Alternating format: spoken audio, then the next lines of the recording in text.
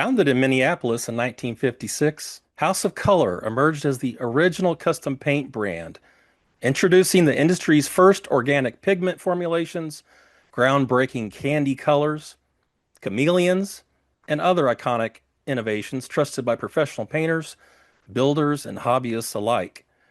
For 70 years, House of Color hasn't just made paint, it has defined what custom color means, shaping not only the look of cars and motorcycles, but the culture behind them.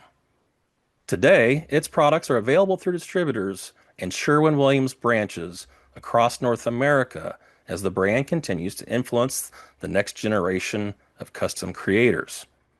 I'm Jay Sicht, editor-in-chief of Fender Bender magazine, and those of you who know me know that I'm a hot rodder, street rodder, custom enthusiast at heart, and we have a special treat today. Joining us today is John Kosmosky.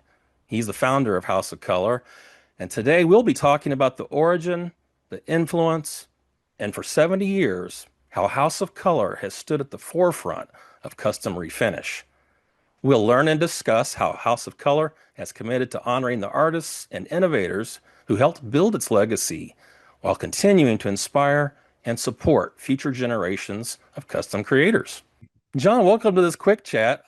I'm just really excited to learn how you got started in the custom paint business. Kind of by accident. I started painting helmets for my friends and small gas tanks in my mom's basement until the fumes got to her. And when the fumes Hmm. got to her, I had no choice. I had to find another place to work. And a good friend of mine knew a guy that had a body shop, and he allowed me to rent a stall. So I rented a space to just work on my parts. I wound up buying him out, by the way, a few Oh, years later. And that's how I got started in the auto body repair business. I understand you painted quite a few parts in the basement, right? And I told one of my friends that had a Honda dealership, I said, "Hey, why don't you take those parts off and give them to me and let me have them for a couple of days?" And I did a candy apple red on a CL 77, and he put it on the floor and it sold in 20 minutes. He said, Huh. "John, we got to do more of this," and that got me started. And a lot of the Honda dealers started coming to me, and before you knew it, I had a business painting motorcycles. So that was the beginning. Really, it got me started. Of course, everything back then was nitrocellulose. You could make Hmm. candies with I mean, I've gone through the entire change in the industry because when I got into it, it was nitrocellulose Huh. and synthetics. Uh-huh. That's all there was. So So it was acrylic. either the alkyd enamel jobs or Hmm. nitro. That was it. Acrylic lacquer hadn't even come out yet then. No, no, that didn't come out until 50. I think the first year that they did it full time on the assembly line at General Motors was 57, but it Hmm. didn't get into the industry thick for a few years. And then I realized they were going to discontinue the nitrocellulose, and I thought, well, I'm out of business if I don't like these Uh, acrylics. So I went down and bought a pint of every one of the new toners, and they were all mud. Every one of them huh. were mud. They didn't have any of the transparency or clarity or look Oh, of the nitros. I thought, man, I'm out of business. I got to figure out what I'm going to do. And that's what started my thinking on I got to start making stuff like the nitros using the new acrylics. And that's what got me thinking. Started going to the library, figuring out how paint was made. So that was the beginning. so that was how you were solving, which was what amounted to a pigment crisis for you, right? Like starting your research at Exactly the the word library. is that you're correct on that word, Jay, because the problem was the organic pigments would not go into the plastic. And that's what acrylic and Oh, urethanes, they're all plastics. And they couldn't get the organics to go in there. And my wife was taking a night course on oil painting. And the guy next to her was cleaning his brush with some really exotic chemicals. And she said, "Well, how do you know about stuff like that?" He said, "Well, I'm a doctor of polymer chemistry. And currently, I'm working with the company on trying to get these pigments to go into the acrylics." I said, "Oh my God, if I could just talk to this guy." Well, he had to clear it with his company. Huh. Because at the time I had a small body shop, and they said, well, we're not worried about you talking to some guy with a small body shop. So he helped me understand how this was going to work in the future and gave me a leg up on the competition, I think. Now, were you did you start and build the House of Color brand at this time, or did you develop the colors first, or what was the timeline for that? Basically, I was messing with colors way before, but Hmm. when I bought Tom's Auto Body out, when I bought Tom, I changed the name of it to House of Color, and I spelled it with a Oh, C back then. okay. I've got some pictures of that old shop somewhere around, but anyway, yeah. When I moved to the new building, I bought another building in early '60s, and when I bought the new building, I changed the color to K to because of my Uh-huh. last name, Yeah. Kosmosky, and that's it's been that way ever since. What was your inspiration for your first colors? And I know what I know about My pigment. inspiration was I wanted the best stuff for me. Hmm. I never intended to sell a quart of it to Huh. anyone. That happened when I started winning awards. I mean, I started winning best paint awards. I think when I quit competing, I had won over 70 best paint awards Huh. in the car shows around here, and so painters started coming to me and saying, "Hey, John, could you get me a gallon of that, or could you get me a quart of that?" So then I started doing my homework and got myself a label, and that was the beginning, really, of it all. And that year was what year was that? That would have been 62, Okay. 63, right in that range. What drives you to now or then to create a custom system and what pride have you taken that? Well, you said it. I mean, pride. It was basically I wanted to be the best at what I did. Hmm. I mean, I have a perfectionist attitude. I mean, we all know that true perfection doesn't exist, but in my mind, I wanted to make it better and better and better and make my jobs better and better. So it came down to the work ethic. There was no work that was too much to get what I wanted. So I hired a Huh. guy that went to North Dakota State to the paint school there, and he was very, very smart, but he helped me a lot to get those pigments incorporated. And I didn't. I asked him. I said, "Well, why do they use inorganic pigments?" He said, "John, there's only one reason to use inorganic pigments." He said, "They're earthbound and they're always a little dirty, but they Mm. use them to save money. I mean, the difference is like $25 a pound for the inorganic earthbound pigments, or to get an organic pigment, it's like 65 to $85 a pound." Huh. And I said, "Well, it's all about cost savings?" I said, "Yeah, that's what he told me." And I said, "Well, Oh. I don't care. I want the best. I'm only going to Huh. use organic pigments." And I never used anything but organic pigments. I mean, nobody did that. Nobody did that.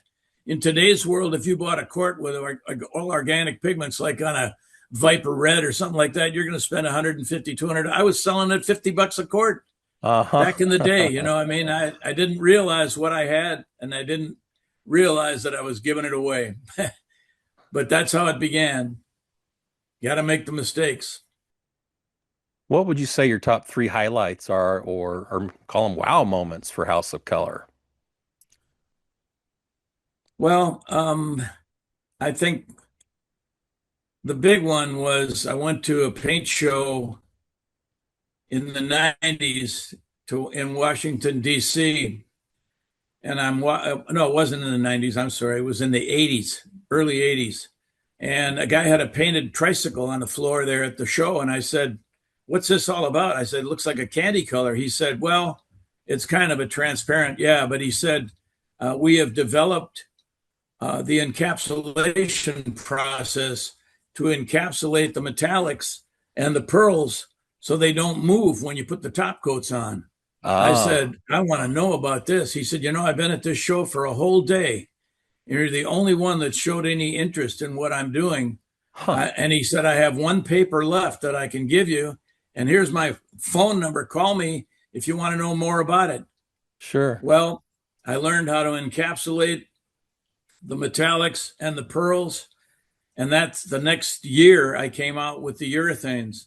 That was a boon moment for this company when we could offer candies and we could offer base coats. You used to have to base a car on one day and let it dry overnight, come Mm, in the next morning and put the candy on, try to have that on by noon, and then wait a couple hours before you cleared it. Because if mm, you didn't, you would move the base. right. All of that solvent and all of that material would start to make the base, which was a perfectly even base, would now start to model. Yeah. Well, once you went into this encapsulation process, it was all over. You could paint it in 15 minutes and Oh, the wow. base would not move.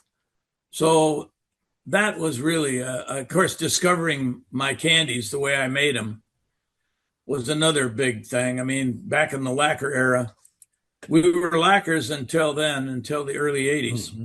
But I had Hmm. always already been working with urethanes for quite a while, trying to find the right resin system. I wasn't capable of building my own resins back then.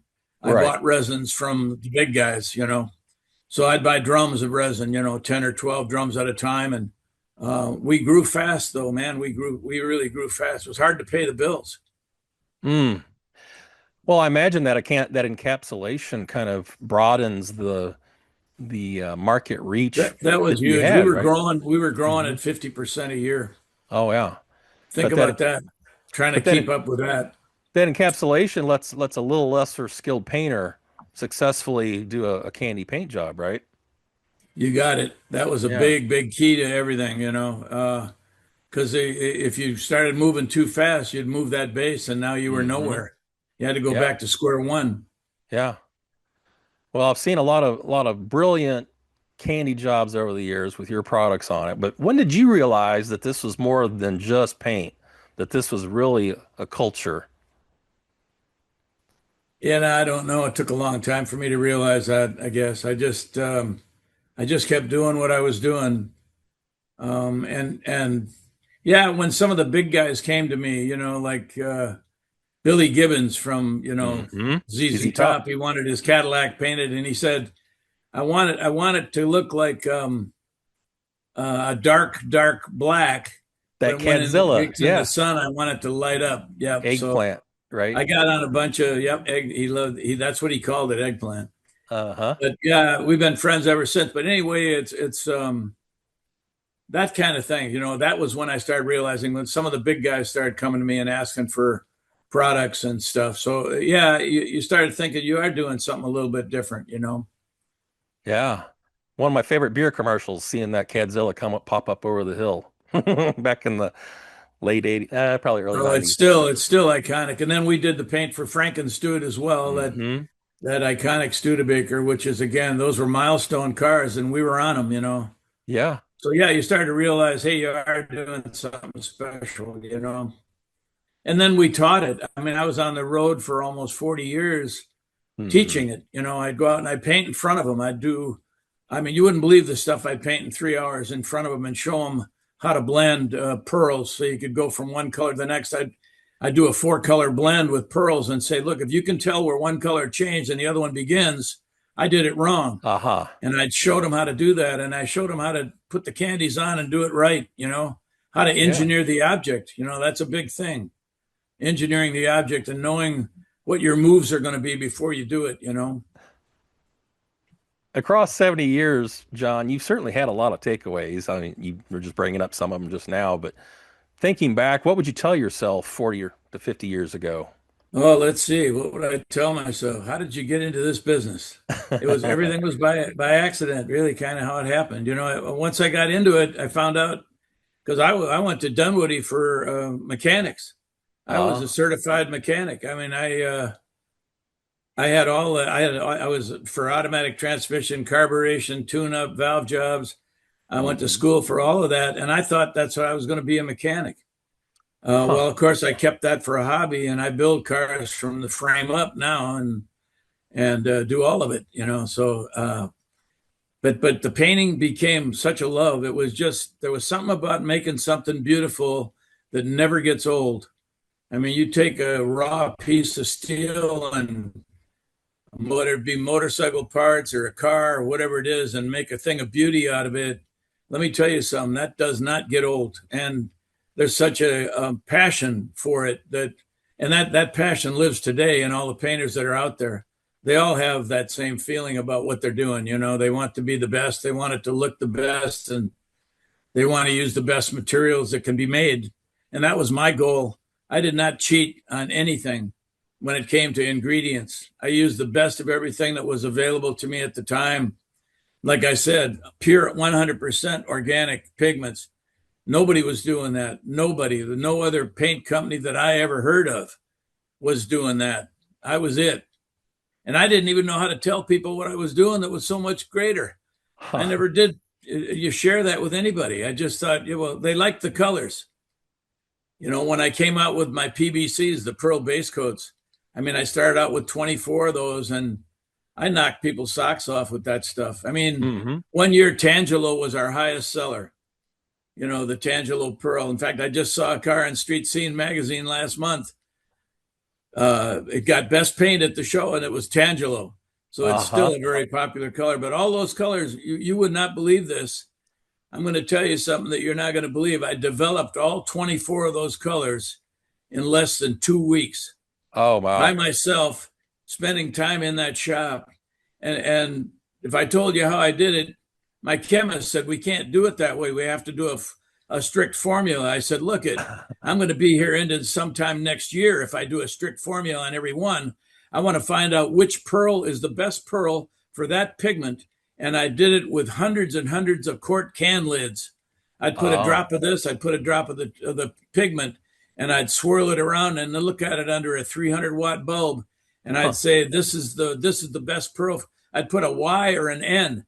If the N, it meant I didn't want that pearl in that particular one, and if I put a Y, then I'd look at all the ones that were Ys and say, okay, which one is the best of these to put in this particular pigment, and that's how those colors were developed. Nobody believes I did that in 2 weeks. I did. That's a marathon session. Well, I stayed there. You know, I mean, for many years, 17 years, I put in 14-hour days. I'd come in early in the morning, and I was the last one to leave. I'd be there. When I developed these, I was there till midnight every night. But I had a passion for it. I mean, it wasn't like Hmm. I was working. I was having a ball. You know, I Yeah. knew I was doing something big. And those pearls dominated for decades, man. They still, in some respects, they still do. Oh, for sure. But what would your younger self tell you today? Well, I would have been a lot better salesman, which meant I would have grown faster. Because it's amazing Uh, how long it took people to catch on to what I was doing. I mean, we were busy in a state area, then a three-state area, then a seven-state area. And finally, some of the guys from the West Coast started catching on to what we were doing, and I teamed up with Bob Berg, who had a paint company in L.A. He was in the old Sherwin-Williams manufacturing paint building. He bought it, and he was making primers and other things. And he uh-huh. liked what I was doing, and he took me under his wing. And we couldn't get a warehouse to take me on. I was Huh. too young and too new, and nobody wanted to take a chance with me. And Bob said, well, I'll tell you what, I'm going to bring it in and I'm going to be your warehouse for a while till we convince some of these other people what you're doing. And so he was a big push for me to get me started in the West Coast. And it wasn't very long after that happened that they started to realize that there was something special coming out of Minnesota. Well, John, you gave us a lot of great insights today. Many thanks for all your time and all your service and contributions to our industry. Oh, it's a passion, my friend. You know, it's if I didn't get paid, I'd still do it. I love it. I can sense that. You Yep, don't get tired. Like I said, you never get tired of making something beautiful. And when you know you did it with your own hands, there's pride of workmanship that does not go away. definitely. For our viewers, if you're looking to learn more on these unique colors or for more information on House of Color, visit the link or QR code on your screen or contact your local House of Color distributor or Sherwin-Williams representative. I'm Jay Sicht. Thanks for listening to Fender Bender's Quick Chat with industry legend John Kosmosky and for celebrating 70 years of excellence with House of Color.